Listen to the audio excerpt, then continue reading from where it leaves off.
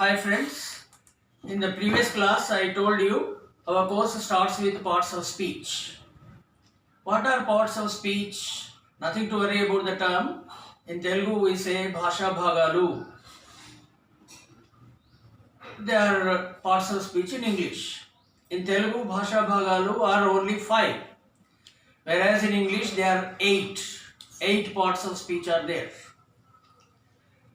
We need to learn those 8 parts of speech to enable ourselves make structures properly, make sentences properly. Without knowing them, we get confused.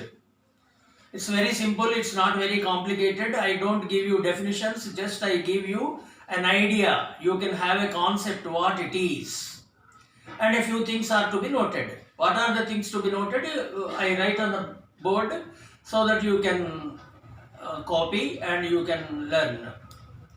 As I told you, at least after listening to my class 10 to 15 minutes, you should have a little practice so that you can improve yourself. So as I told you, there are 8 parts of speech in English and the first one is noun. Noun. What is a noun?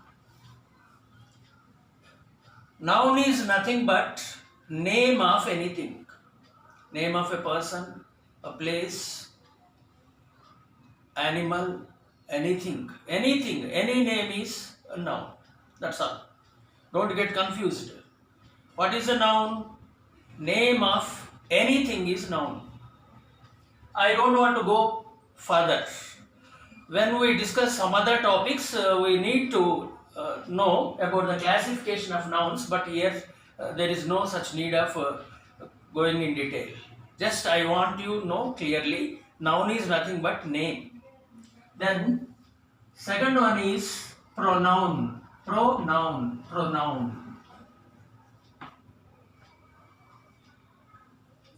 What is a pronoun? Always we can't go on repeating the name of the thing or a person or a place. Instead we use Rama is a good boy. He is good. Again we don't say Rama is good at studies. Rama makes noise. In that way we won't. First we introduce the sentence with noun, then automatically noun will be replaced by some other. The word which replaces noun is pronoun. A word, so very simple, a word which replaces a noun is pronoun. So you can have a very clear idea. A word which replaces a noun is pronoun. These pronouns are classified into 3 groups. The term which is used, the term which is used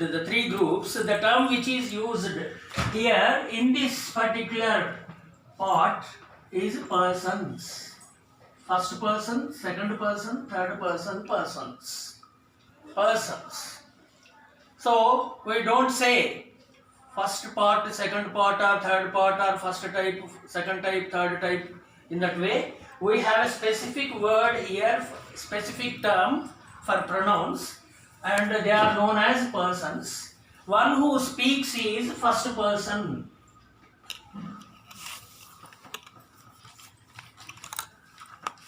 First person is one who speaks. If I speak, I am the first person. If you speak, you are the first person. If some other speaks, then he says with I only. So I and its plural is we. These are first person. Then the person who speaks is first person. The person who is in front of us, whom do we speak? Who is listening? That is second person.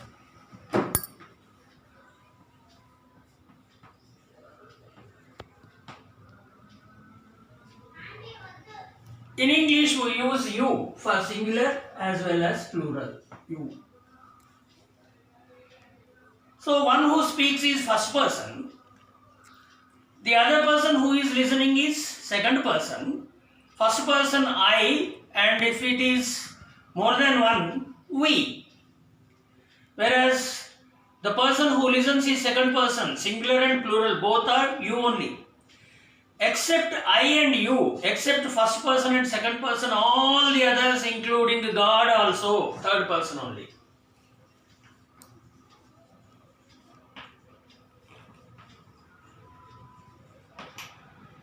Third person.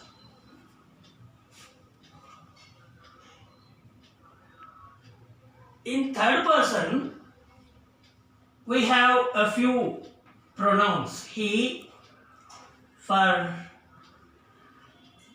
female gender, she, plural, they. So, I clearly once again tell you, third person is nothing but one who speaks is first, one who listens is second, all the others are third person. So, for male gender, we use he, she, they. For non-living beings, we use this, these, plural, that, those, plural, and it. This, these, that, those, it. We have a habit of using now and then. If at all a person calls you, this is Mr. Sridhar. In this way we say. But this is used only for this, that, these, those are used only for non-living beings. If at all you go through any book for even living beings, even though they are not human beings, we use he or she or they. We never use we never use it for the other things. So we try to avoid it, this for persons.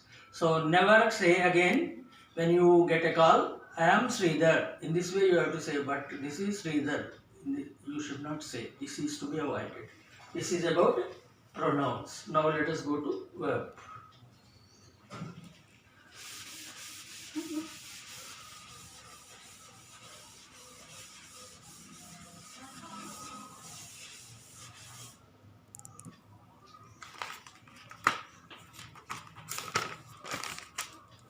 What is a verb?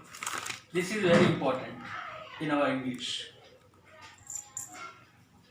Without verb we can't write or we can't make a sentence in English at all. In Telugu, sometimes we find some sentences without verb. ఆమె ఒక అమ్మాయి అందులో verb ఉండదు. But we cannot say she girl in English. There should be a verb. Without verb there won't be any sentence in English. This is the most important thing. So, verb. What is a verb? A word which tells about action. Action means work. What is the work going on? Whatever work it is we are talking about, that is verb. As I told you, I don't give you definitions. I told you very simply, any name is noun, a word which replaces is pronoun, a word which tells about action is verb. Or state or status. Not other usage of status. Status means being in the existence.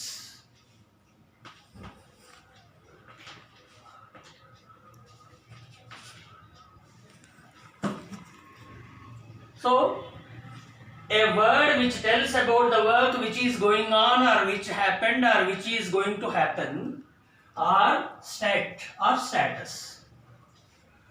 Here particularly we should know there are 3 verb forms. Every verb has 3 forms. 3 verb forms are. Every verb has 3 forms. They are known as, in a very simpler way to make you easier, I say V1, V2, V3. V1, V2, V3. But in our English language, we have specific terms. One is present form, and the second one is past form. And don't think of yourself Then the third one is future form. No, it won't be. It is past participle.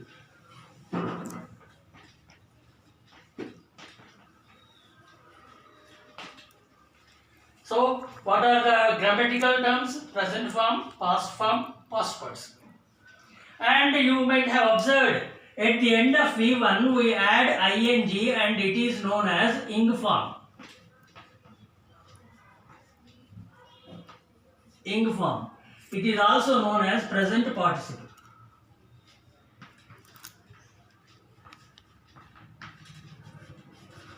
It is also known as present participle. So what is a verb? A word which tells about action is a verb. Every verb has three forms: V1, V2, V3.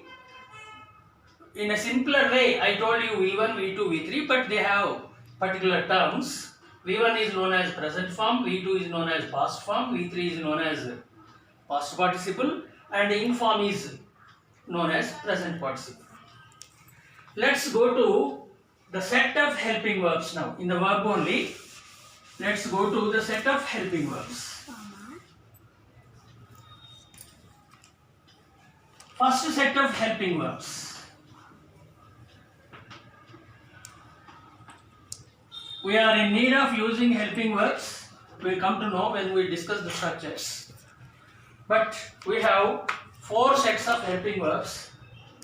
First set is be. Unduta, dini ardham telugulo. Be. Be has, as I told you, has V1, V2, V3 in form. So be present form. V1 forms are is, am, are.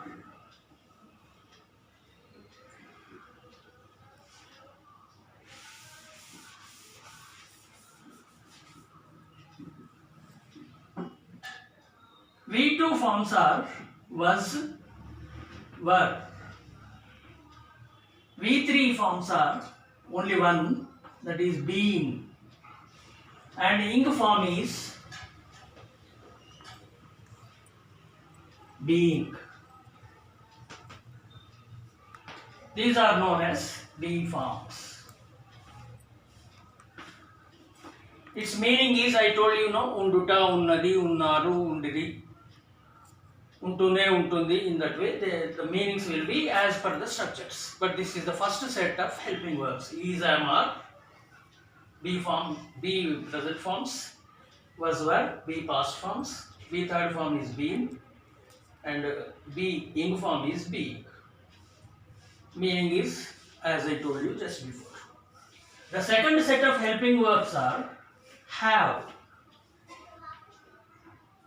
Its singular form is has, and its second form is had.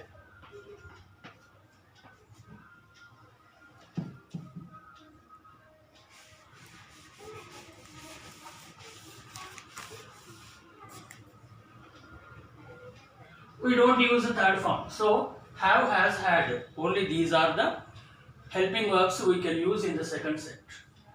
Then third set, do, does. Second form is did. No third form. We don't use. Then the fourth set is shall, will. Shall past form is should. Will past form is would. No third forms. These are the four sets of helping verbs. So with the help of these four sets of helping verbs, we go on writing sentences. 90% of the sentences are based on only these four sets of helping verbs. One is be, the second one is have, has, the third one is do, does, and fourth one is shall, will. And you might have observed, shall, will are used only for future. We have some other helping verbs in the same set only. May, can, must. May second form is might. Can second form is could. Must second form is must only. There won't be any change. So these four sets of helping verbs make us construct the sentences properly So these are the three parts of speech we discussed today. We'll continue the next part of speech in the next class. Have a nice day. Thank you.